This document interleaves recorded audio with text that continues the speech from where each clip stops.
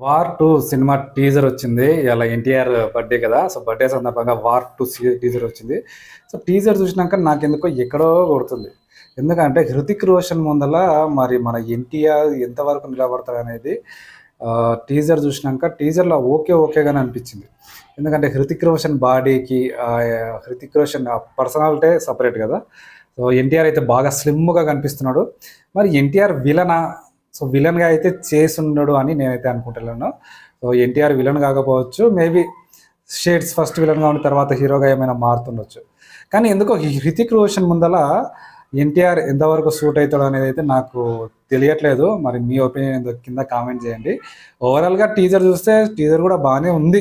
యావరేజ్‌గానే ఉంది అనిపించింది. ఎందుకంటే మన దగ్గర ఇలాంటి ఫుల్ యాక్షన్ మూవీ చూడడము కష్టం. మనోళ్ళు ఎంతసేపు ఎమోషనల్‌గా స్టోరీ కంటెంట్ ఉండాలి కదా మనోళ్ళకి. సో, కామెంట్ చేయండి. 'హృతిక్ రోషన్‌కి తగ్గట్టుగానే ఎన్టీఆర్ యాక్ట్ చేసిండా? 'హృతిక్ రోషన్‌కి సరిపోయిందా లేదా అని?